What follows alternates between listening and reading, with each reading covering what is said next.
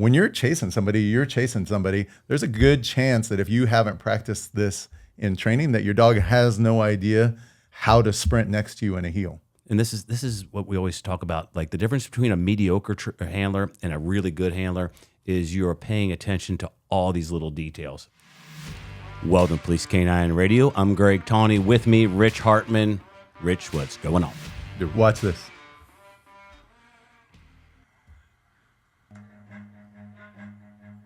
See those guys up fighting at the front of the car? Oh, Lord. I don't think that's how it was supposed to happen. I hope not. So I think that takes us into what we're talking about today. Yes. We're talking about door pops, vehicle retention, and how all those things should roll together.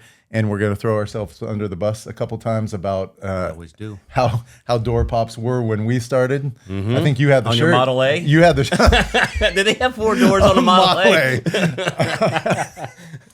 A?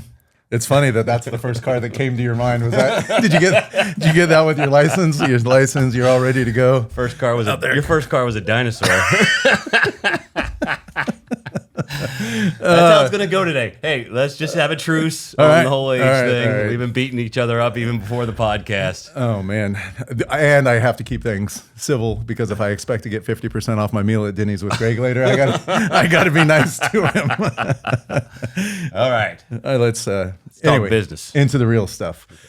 We're going to talk vehicle retention. We're going to talk door pops. I think we both had the T-shirt when we first were in Canine. When the door pops, bullshit stops. I begrudgingly admit that. If you're at home wearing that now, I apologize. Yeah, get rid of it. Get rid of that shirt. And if it has a bunch of skulls and crossbones and fangs on it, you should probably get rid of that shirt too. But yeah, that's up to you. That's another topic for another day. Let's talk about that. Let's talk about door pops, the option when your dog is getting ready to come out of the vehicle and the things that you can do to prepare for your dog to either exit the vehicle or stay in the vehicle and why. Sure. So there are 3 options, and we're going to talk about pros and cons of each, and then we'll talk about why we do it and how we do it. So number 1, your door pops, and the dog remains in the vehicle retention. He doesn't come out until he's called. Number 2, and we'll get to number 3 where we all started. Number 2, the door pops, and your dog jumps out, actively seeking you for direction, you being the handler. Okay, not the cameraman. As in, not in that last He wasn't video. looking for much direction. Looking for something else. So, number 1, dog remains in vehicle. Number 2, dog jumps out, and he's seeking the handler for direction. Number 3, door pops, and the BS stops, and that dog comes out, and he's in bite mode, and he's looking for a target. Yeah, and I mean, why don't we just clear that one up quick? Obviously, that's where we started, and we know that there's some agencies out there that are still doing that. The door pops, the dog's coming out looking for a problem, and I think any of us that have worked a dog, if you have a dog of your own, if you're in a training group with a bunch of dogs, I think we can all acknowledge that letting the dog make choices as to whom gets bit, when they get bit, and why they get bit without any direction from the handler is a dangerous proposition. Rolling the dice. And we know, at least our thought is most dogs operate at the level of a toddler. Like this kind, you can have a good toddler, you can have an out of control toddler, but they're working at the level of a toddler up here. Problem is physically they're Olympians, right? Super strong, super capable, still working at the level of a toddler up here. So I would argue that they need your input. Like Lenny. He's Lenny. The bunny. Yeah. Yeah. So they need your input. And we know that. We've seen enough videos. If you guys want to hop on YouTube and look for more videos like the one that we just watched of door pops going wrong, there's an ample amount of those out there. Yeah. And we've seen it in our own careers. Yeah. So we've had a lot of things go wrong. And, we touched upon this before. A lot of our comments are based on experience as handlers. As supervisors, as training right now, 85 teams. We talked about in an earlier podcast, tens of thousands of deployments. We've been there. And all I'm building up to is getting there. We made a lot of mistakes. And again, this is the whole purpose of this podcast. learn from our mistakes. So we'll talk about some of the mistakes here. So obviously the dog coming out in full bite mode is problematic. Your door pop is an electronic device and it fails. And either it's due to an electronic failure or human failure. We've had numerous handlers accidentally lean up against something, door pop is activated. We've had, there have been handlers inside their homes where the door pop is activated and it opens up. And we've had handlers in a struggle or tussling with somebody, not a fight. They don't want their dog at this point, and the door pop activates. So, and we've had, we just had an agency that was traveling. The handler was 60 miles an hour down the freeway, and the door pop just opened. So problematic if you have that dog that's just going to shoot out. Luckily, the dog didn't jump out. It had a brain, and he was able to pull over, and then he was driving like 5 miles an hour for a while until he could actually shut that door. So my point is, I think the days of old, Rich, and you mentioned it, of the dog coming out, searching for a bite, making its own decisions, I think we can agree that that is our least favorite. Yeah, it's just scary. It's we don't want that dog making those decisions. The dogs are opportunists. We've trained them to do their job and do it well. I throw Ted Summers down again. He always says, don't be surprised when you train a dog to bite, and it does. So if we train a dog like, hey, come out. When we bring you out, we're looking for a problem. We want you to solve it. Now the door pops and the dog's out there on his own without any direction from the handler. Problems can happen. Absolutely. Hey, and everything is risk versus benefit, right? I don't see a lot of benefit of the dog coming out looking for a bite versus, and we'll talk about the other two you can get the same result, but with a little bit more of a controlled circumstance. So let's talk about the dog coming out looking for the handler. Yeah. And I kind of like it in certain situations, rural situations. It seems like it's relatively safe for the most part. I pop the door, I have a problem, I'm, couple hundred yards away. There's not any traffic that I ever really have to deal with. I'm out in a county situation. Maybe my dog's really good at keeping an eye on me. It knows where I went. I pop the door. It knows from training, hey, when you hear the door pop, you come find me. It's a pretty easy A to B. The dog finds me. We're moving. Sure. That's the best scenario. That's the best. Let's talk about where it can go wrong. Some of the hazards. So for those of us that don't work way out, like a park ranger, right? In an environment that, the dog can freely run about and not have to worry about traffic. Obviously, traffic's going to be one of my number one concerns. If my dog is out looking for me, he usually doesn't look both ways when he's going across the street. So could fall victim to a Mack truck or something, right? Sure. So you got that. You got traffic issues. The other thing is if the door opens and you have that dog that's a little sharp, and now we have cover officers running and yelling, you are relying on your training that now your dog is actively looking for you, and this looks pretty interesting. It doesn't even have to be that. It could be another dog. It could be a cat. It could be just something else that the dog finds a little bit more appealing than looking for you at that moment. Once again, this episode is brought to you by Inukshuk Professional Dog Food. There's only one brand of dog food that we use and recommend. That is Inukshuk Professional Dog Food. Inukshuk was created for working dogs and continues to be the top choice for all working dogs, from hunting dogs to sled dogs, and of course, police canines. Whether it be detection or patrol canines, visit inukshukpro.com, or you can find all of the formulas on chewy.com. Yeah, I think there's just a lot that can go wrong. And in the picture I see, like as you're talking about it, is New York City. Like, are you doing a door pop in New York City? That seems like you're rolling the dice. I don't even know if, bite dogs are used in New York. I don't know what the rules are, but I'm picturing Times Square, cars parked over here, you get in a fight over there, pop the door. The goal is for your dog to come to you. They got the naked cowboy over here on the corner. They got, the Marine recruiter somewhere else, 1,000 people walking through. Like, that's a lot of decisions for your dog to just say, nope, my obedience is so good that I'm going to run through all of this and traffic and find my handler. Sure. And as we mentioned earlier, you cannot rule out that there's not a possibility that you're going to have an accidental door pop. We've had them. We've had several, and I could list them. And in those situations, if the dog came out of the car looking for their handler, I don't know where they're going to wind up. Yeah. Right.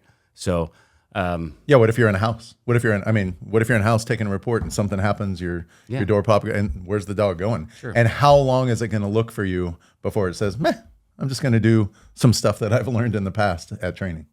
Or you're in a restaurant, you're eating. We had a situation in California where the handler was in his house, and the dog jumped out and actually ran looking for the handler, ran to the park, starts running along a kid. He hits the dog with a backpack. Kid winds up getting bit. So there's a lot there. And, the stories are numerous, and we're not going to go through every anecdotal scenario. But again, risk versus benefit. And which brings us to the third one, which is stay in the vehicle until called. And I think the handlers are like, well, I want my dog coming out looking for me because I probably need him. And I get that same benefit for the most part if I yell for my dog and do a verbal recall. And if he can't hear me, that tells me that I am so far away from the dog. How's he going to find you in the It first could be place? difficult for him even locating me. Yeah. Yeah. And if I'm actively involved where it's progressing that quickly and I need him, like, obviously there's a lot going on. And so now my dog's jumping out and potentially making choices. Yeah, I mean, for those of you who don't know, my son is a police officer in Northern California, and I'm sorry to hear that. and his partner, who he enjoys working with a lot, door popped and tried to get the dog in there to solve the problem while my son was fighting with the suspect, and my son got a nice full mouth grip on the back of his leg. Like, dogs don't always make the best decisions. Yeah. So I'd like to have a little bit of control before the dog goes in there and does what we're asking him to do. Absolutely. So when you're training the vehicle retention, what is it that you're doing to keep the dog in the car? Is there any threat that when you're working on the vehicle retention, which I assume is going to take a little bit of compulsion, that the dog won't come out? Like, do you ever worry about that when you're training the retention portion? Yeah, it's all about balance. So if we, at training, we run some pretty dynamic scenarios where the handler will pop the door and immediately call and open the door and immediately have the dog come out. And then we also run a lot of scenarios where, and this is what's great about this, is you guys can do this on your own time.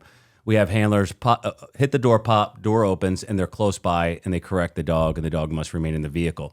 And then they progress, so they're in a fenced lot, they're at the PD, and they start hiding from the dog, hitting the door pop, making sure the dog stays.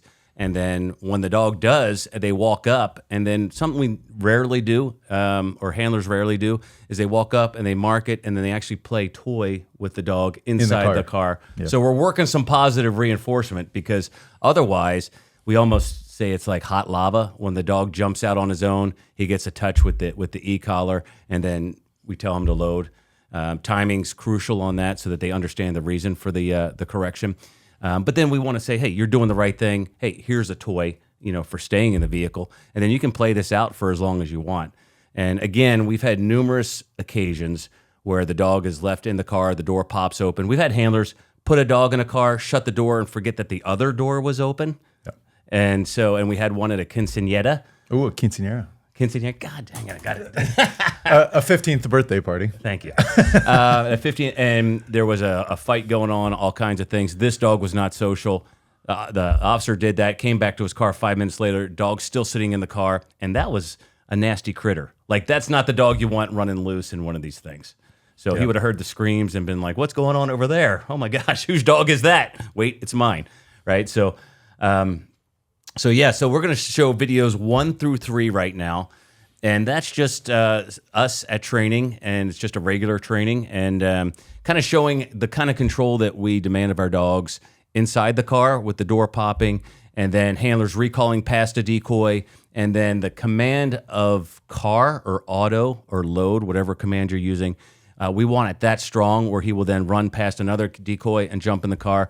Mind you, the dogs that you're seeing on this video all have street bites, and one of them's well into the double digits. And so these aren't, we're not squashing their drive, right? These aren't dogs that don't want to bite the bite suit. Like, trust me, they would love to bite the bite suit. But we've put a lot of emphasis in and around the car and control around the car because we've gotten in trouble in the past with that. Yeah, and I was talking to Mike Lilly about this today. It's about, I reached out to Jay in Florida, Mike's in Tennessee now, also working some Florida dogs, and Stanbro. I reached out to 3 different police dog trainers. I'm like, hey, what is That's your a good response? Lineup right It now. is a good lineup. And all of them started the same way we start, door pop, go solve a problem. they're all not doing that anymore. But the one thing Mike said is what you just touched on, is that the speed in which the dog comes out to find you and help solve the problem should be the same speed and determination that the dog gets back in the car when you as the handler determine that the dog is no longer needed, so that the dog's not fucking around on the way back to the car deciding if there's somebody else out there that they can bother. Cover officers, admin, press at that point, who knows who's out there. So the speed back to the car should be as intense as the speed away from the car. Yeah. Same thing on a recall, right? The pursuit for the suspect should be as fast as the recall back to you. Those are the things. That's how we want to train. That's a goal. And just understand, we like the philosophy of a way, not the way. And so I know there's some really good trainers out there, and they are of the opinion that the dog finds the handler. We've just had some experiences where we've had the dog running around, maybe looking for a handler initially and then finding some other interesting things. So we do train that vehicle retention. And again, my thought is if the dog cannot hear you calling, then I really don't want him out looking for me because of all the other hazards he might encounter. So, yeah, and I think this again boils down to, and we're going to talk about this, if the suspect's on the wrong side of the car, this boils down to that first video that we just watched on YouTube. Don't give the dog too much credit. Like, you're fighting at those two guys, one of them I assume was the handler, fighting at the front of the car. Like, of course my dog's watching me. My dog knows, I'm out here fighting. He knows I need help, and I pop the door, and he's gonna be right there by my side. As all the dog sees is straight out the window that he's looking at of the guy that was videoing the whole progression, and now that guy's on the menu, and the dog has no desire to go up to the front of the car because he's clueless. He's a dog. Yeah. And most of our cars have tinted windows. It's dark. There's lights glaring, especially if you have your overheads on. Like, all these things could play a factor. Like, the dog may not have target lock. Yeah. So because of that, one of the things we train, and we will play, and if you're watching this or you're listening to this on the podcast, you might want to watch YouTube. We've got about 8 different videos, plus the video we started off with. I got the link below in the podcast notes, but we're going to play videos 4 and 5, and this is a fun one. So when you guys set this one up at training, have your window down. So say your door pop is on your passenger side. Hey, actually, before we go into this, what side do you want the door pop on? Man, that is a debate.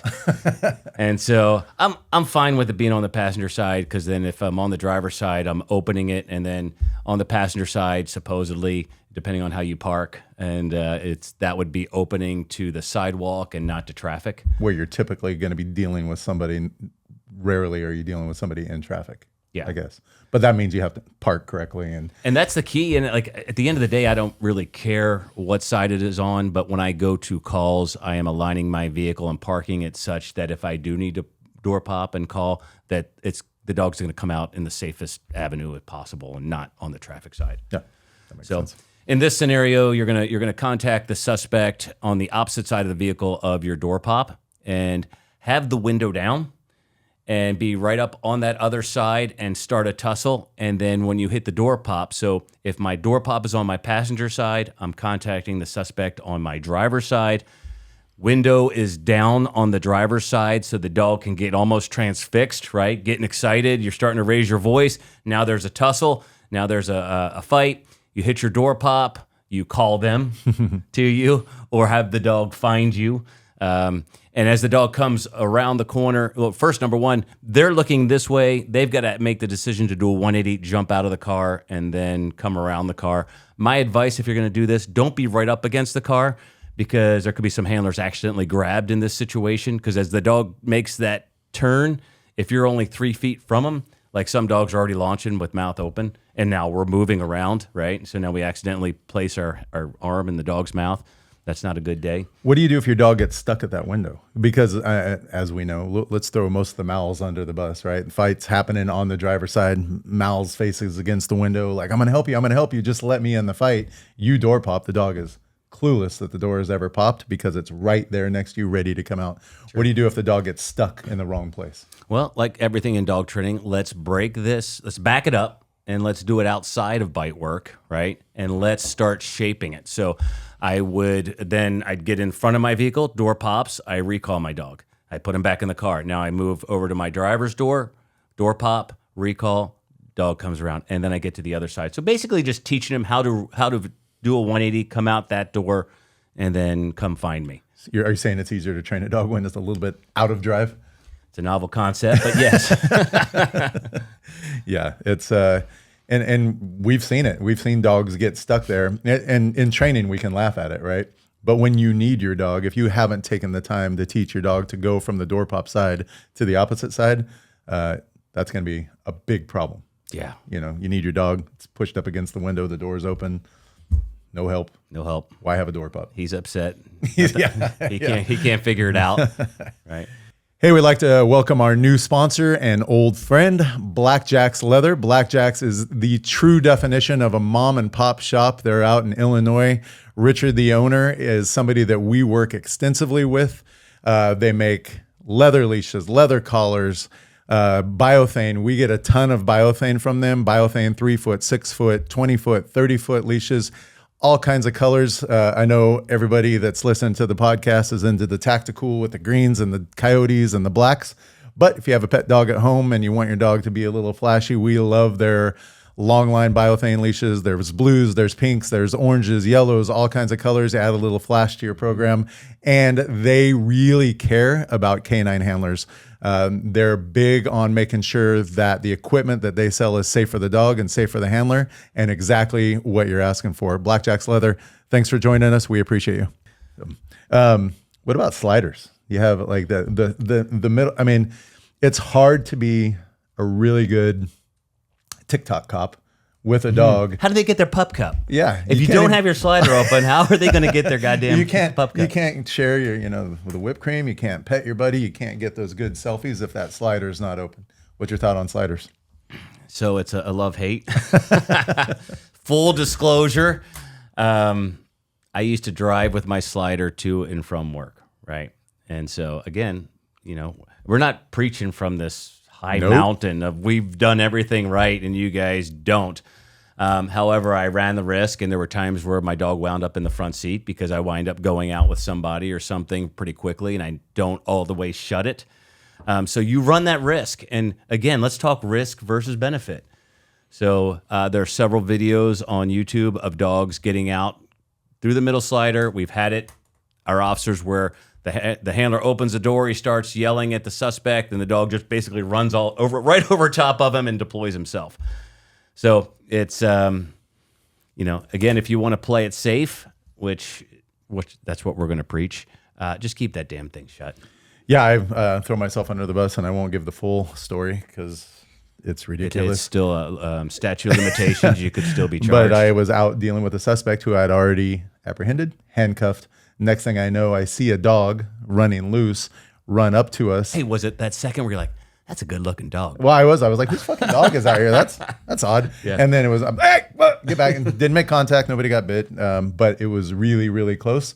All handler error. I had the center divider propped a little bit, not completely closed. And my driver's side window was down because it was hot and I was looking for somebody. I wanted to hear things. Got out of the car, left everything in that condition, found the suspect on my own without the dog, handcuffed him. Next thing I know, the dog's out there trying to join me. All bad. Worked out as good as it could. Flip side, had the center divider open, had all my windows closed, had the door locked, did everything proper except for the center divider was open. Dog saw me working with suspects. All peaceful. Everything went good. Locked everybody up, handcuffed, nobody fought, nothing like that. But still amped, still ready to be part of the fight. Came back to find all the cushion gone from my driver's seat. Yeah. And I'm driving around for the next week and a half on a metal seat with beach towels folded up so that I had some kind of cushion to sit on. Again, preventable. I created the problem by leaving the center divider open. Dog couldn't handle the stimulation. First time chose to come out. Second time chose to eat my driver's seat up. And then I learned. Took me twice. Okay. So it took almost person damage and property damage. Yes. Okay. Yeah. Yeah, and that sounds about right. That'd be me too. And I know it's funny because you mentioned Stambro earlier. I'll give him another shout out. I've heard him talk about this. It drives him freaking crazy as well. So the middle slider there is the whole reason it's there is if there's impact to the car and you can't open the doors to get the dog out, then at least they have like an emergency exit. That's really the full purpose. It's not really for pup cup. It's not a deployment method, or it shouldn't be your deployment method. Not my favorite, that's for sure. Yeah. But to each their own. Well, again, we're preaching from our experience because we don't want you to do the things that we did, and other people that have been around doing this. And we can still find a pretty fresh video now where a dog is doing things through the center divider or going out a door pop and finding the wrong people. So let's clean that up so you guys don't have to deal with what we do, because times are different. We might have been able to make mistakes in the 90s and early 2000s that aren't going to be looked at the same now. It's an unfortunate truth. 2025 is a little different than 1995. Without a doubt. So, talked about the middle slider. Let's talk about having markings on the door of your police car and why that, of your canine car, and why that might be important. This is going to hit home for one of our handlers right now that's home with a puncture in his arm. Oh, no. And that's a whole nother story. But yeah, so... Wrong car? Wrong car. Wrong car. How many times have we seen that? How many times have we seen opening the door and actually throwing your dog into the wrong car, and then the dogs are so surprised that they come in and out, and a lot of times we get, boom, we shut the door and the dog in the car was like, what the heck just happened? Didn't expect that.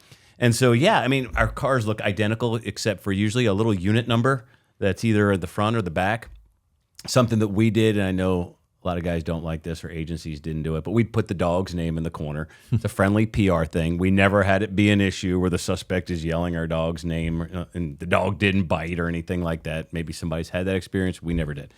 So that's one way, right? Is just have either your dog's name or just maybe your canine number, but something that signifies this is not your car. So, and I know there's a lot of you listening going, well, that's fucking dumb. Like, you guys don't know. And I know there's some of you listening going, yeah, we've already been through that where we opened the wrong door. It happens. Unfortunately, it happens all the time. I've seen it on several calls where I just happen to be there and yell at the officer that's getting ready to throw a suspect in the back seat. They walk up to, things are moving fast. You're doing a car stop with multiple suspects. Everybody's getting detained. We're trying to find a back seat for this guy, a back seat for that guy. Inevitably, somebody's getting walked back to handcuffs and they're going to the back seat of the canine. Always a new guy too. Yeah. And they're going back to the back of the canine and you're just like, hey, wrong car. Like you're yelling at them to stop and like, oh shit, I didn't realize. But sometimes it happens and nobody catches it. They open the door and we've got some videos. We'll try and find that video. There's more than one where the door gets opened by a cop who has no intent of letting the canine out. Mm-hmm. They just want to put a suspect in the back seat. Dog runs out and bites somebody. Sure. We had one in Southern California just a couple of years ago. Yeah. Right. Same kind of thing. They're on a high risk stop and another deputy walks up and opens a car door and dog gets out and then engages suspect. Date myself a little bit. One of my patrol cars with my canine was a Crown Vic. As the Crown Vics went out of service, our city sold them as surplus. People come in and buy them, and for whatever reason, all the taxi companies were buying Crown Vics. I worked in a town where there were a lot of drunks, a big party town. Mm-hmm. Stop at a stop sign. Some drunk wanted to hop in the back of the taxi cab. Aaron Rodgers. Hey. No, it wasn't Aaron Rodgers. I'm just kidding. But same town. Chico, California. It wasn't Aaron Rodgers, to my knowledge.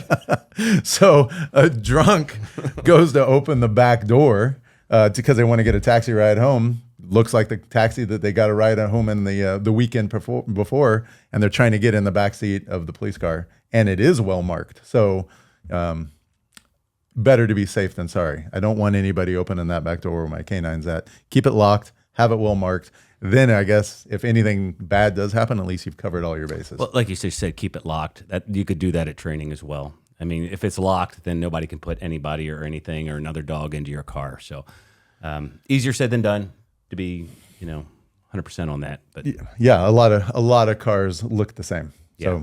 So be prepared for that. And this is another thing. We have some agencies that we've contacted and that we've worked with who are going to training in their POVs, their personal vehicles. They're going to training in their personal vehicles. They're crating dogs. They're doing whatever. A lot of this stuff has to be practiced in the patrol car that you're working on the street. It's just like, do you happen to have a pet peeve about people not training in the gear that they wear on the street? Yes. And I mean, we talk about why it's important to use the car, use the gear, use all that stuff in training. I mean, it seems self-evident, but maybe it's not. Hey, I'd like to thank one of our sponsors, Ray Allen Manufacturing. They've been engineering tactical and working dog equipment like harnesses, collars, leashes, for military police for over 75 years. They are continuously innovating. I always like to say, this is not your dad's Ray Allen. They are always looking for the bigger and the better. We get all of our handlers now in the basic handler course deal directly with Ray Allen. We get our harnesses, leashes, tugs, e-collars, gloves, Rec Specs, Hearing Dog Pro. All of our good stuff comes from Ray Allen Manufacturing. Look them up, rayallen.com. I cannot recommend them enough. We only recommend people that we deal with, and these are good people, and they're in it for the right reasons. So because of that, rayallen.com. No, and it really isn't. And like you mentioned, like just in our brief discussion here about cars, right? Like all the hazards, all the training that goes into it, it's not a gimme. And you got to develop this muscle memory with half this stuff. Yeah, I mean, one, we talk about your e-collar. We talk about where your e-collar should be. That should always be in the same place. We talk about where your door pop should be. That should always be in the same place. Now we're talking about how you manipulate your car, how you get your dog in and out of the car. All those things need to be things that you train so regularly that when something goes down, you're not thinking about it. You're just reacting. It's all, like you said, muscle memory. And it can't be muscle memory if you don't have the equipment on that you're going to deploy in. Yeah. So, speaking of muscle memory, let's move into the next one. Deploying your dog without the door pop, actually going hand to door handle. Yeah. So if you have the choice and you are at your vehicle and you're going to deploy your dog, you've made that decision, you're pulling up, suspect's running, he fits the criteria, right? And you've made that decision, we're going to deploy. Your quickest option is to open the door and not run and try to hit the door pop, because what happens is you start hitting your door pop. Now you're split attention. You're looking back for your dog. You're waiting for your dog. You're recalling your dog. That takes a heck of a lot longer, and you're relying on electronics, which, let's face it, electronics fail. There's a chance it might not open. Instead, you're going to want to reach back, grab your handle. Tell my dog to hear, and I begin running in the direction that we want to go. Now, a couple things here. So when I'm getting out of my car, number one, I'm already making my announcement. So even if you don't think that suspect is going to hear you, you are obligated to make that announcement. So get your canine announcement out, right? Number two, I am not taking my focus at all or my eyes off of the suspect as they're running away, because all it takes is me to turn around. Now I'm grabbing the door, and now either they surrender, probably not, or they go right, they go left, maybe they turn around, maybe they have a weapon. All these things can happen in a split second. So by keeping your focus downrange and reaching, this is something that you can practice right now as you're driving around. You should be able to get out of your car and go, up, door handle, up, door handle, up, door handle, just over and over again. So when it comes time to do it, you're focused downrange, grabbing the door handle, and then I'm running towards the suspect, just yelling here, and I'm trying to get the dog near me, target lock. You'll see the ears go on. We talk about the ears being the rear sight, nose being the front sight. You'll see a lock, and then that's when I give them the command to bite. We worked this on training a couple months ago. It was it was a little eye-opening, but it's one of the things that I think is important when you're doing, so you get out and you decide you're going to reach back and you're going to pop that door. When there's no suspect there, and we talked about this earlier, train when the dog has less motivation to run out in front of you. Do that same thing. Start sprinting. Get your dog to sprint with you. We always do it at the walk. We do it while we're standing still. We're all kind of cool in training. When you're chasing somebody. There's a good chance that if you haven't practiced this in training, that your dog has no idea how to sprint next to you in a heel. They haven't seen you sprint, and the only time they see you sprint is when they're getting sent. We've had some handlers just freaking eat it, right? They come out and the dog is like, what? Especially in the beginning, because they don't know why you're running. Yeah, right? And then you kind of look a little preyish to them. Like sometimes it's a little confusing. We had a dog that would bite the handler would have to, if he door popped, you'd have to stop, let the dog pass him, and then start running again. And he told me this when we started. I'm like, what? Come on, let's run this. Let's run it. And then the dog bit him right in the ass and ripped it. If he's running, the dog would actually bite him. I like how you didn't take his word for it and you wanted him to prove it. It was skeptical. I was like, I'd never seen that before. You know how many things we've had happen when this will work out perfect. We've done it a million times. Hey, by the way, for purpose of what we're talking about, we're going to play videos 6 through 8, which is going to show this. When you guys take this to training, record your handlers, because I get a lot of handlers that look back at the handle, they open it and take off running, and then I go, hey, dude, you look back at the handle like the whole purpose is look for. No, I didn't. You know what I mean? Because we don't remember doing that. So I will record the handler, and then that way it's kind of good edification for them to look later and go, oh, actually, I am looking at the handle. And if you're a trainer for your unit and you're setting this up and your guys don't listen to the podcast, shame on them. If you guys don't listen to the podcast and you're a trainer, don't tell them and then video it and be like, hey, man, this is the point where you got out of your driver's seat door. You did a full 180 back to the suspect, fumbled around with your door handle, and then turned around. Like, that's a good 2 seconds that the suspect has an option to do things like Greg said, turn right, turn left, or shoot you. So we want you to keep your eyes downrange. And I think it's human nature, right? Like, I probably most of the time you're turning around, just open the door. There's not a lot of pressing interest to keep your eyes downrange. But in this case, there is. The reason why you've chosen to take your dog out is because this guy is proven to be dangerous enough that you're going to use your dog on him. Turning your back on him probably is not the best idea. Agreed. And then, like I said, when there's no suspect out there, stretch, warm up a little bit, and do that same thing, and then take off sprinting with your dog. Don't take off jogging. Don't take off walking. Take off sprinting with your dog and see what your dog does in that situation. I think if you haven't done a lot of that, you're going to find that your dog is looking for a problem. As soon as you start running, they're going to look at you like you're doing something weird, or they're going to break out in front of you because they assume that there's something downrange. Try and get your dog to sprint at a heel. You'll find that that's a task that they may not be really good at if you're not practicing it. And we talk about this all the time. Like, your heel on a green grass field, beautiful, nice and focused. That's great. Love it. Like, we practice the heck out of it in the basic handler course. But really the practical application is in the field. And if you have not sprinted and had your dog come to a heel and be able to run with you, then you only have the partial skill there, right? Yeah, and everybody knows I'm a pet dog trainer. Primarily what we do is work with a lot of pet dogs. Recently, I have some dogs, and we're teaching them to heel on a bicycle, teaching them to heel on a scooter, teaching them to heel on a one-wheel, a skateboard, all those things. Each one of those things is a different picture. So walking next to you makes perfect sense.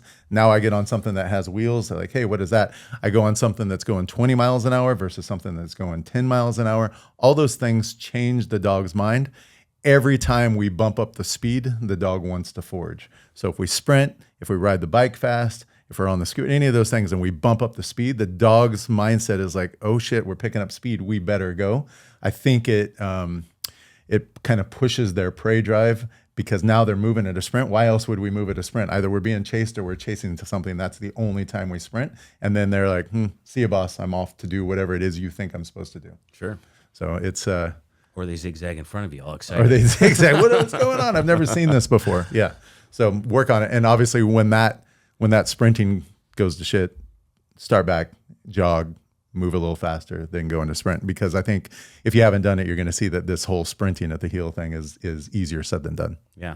So, for example, the videos we just showed, right? The dogs are coming out, either coming around the car and biting, or we're opening the door and we're running and we're calling them. The very next exercise we'll do after that is we'll do vehicle retention. And we did that with as a matter of fact, the dogs that you see in these videos. And a couple of them, after that excitement, right? It's always a balance. You're never done with that. So then we would open the door and have them stay, So just make sure you're working all facets of it. At the end of the day, it's the old saying, we all wind up with the dog that we deserve. And these are things you can easily just not train, because a lot of us don't get a lot of bites right from the car, right? Yeah. So just try to, and this is what we always talk about, like the difference between a mediocre handler and a really good handler is you're paying attention to all these little details. And even though you might not have had a deployment or a door pop, to a bite, practice it, because chances are you're going to. Yeah. It's, how often do we on view something like, hey, that's the guy. Now we have to, make a decision. You don't want to start practicing that on your first deployment away from the car. Yep. And I think this boils down to one thing is we don't want to trust the dog to make up their own mind. The dog making up their own mind is not always going to lead you in the best place. We're at a point now where we're talking about time on bite. Control really matters. Like it's all in front of all the courts. You know, there's a big microscope on canine. The same result happens. You bring the dog out, there's control, and then we send the dog downrange. That's the same thing as the dog coming out and going downrange on his own, but now I have control of that choice. It's far more important that you have control of the choice that the dog is making than you going to court and saying, no, when I pop the door, at that point, the dog is just deciding on its own who to find and who to bite. Yeah. That's going to be a hard one to explain in court. Do not confuse good luck with good tactics. And so That's a t-shirt. What? that's the next, That's the next I one. like that one. That's going to be perfect. I didn't make it up. I do like I do with everything else. I steal it and then claim it as my own. I like it. All right. So In the meantime, train hard. and be safe.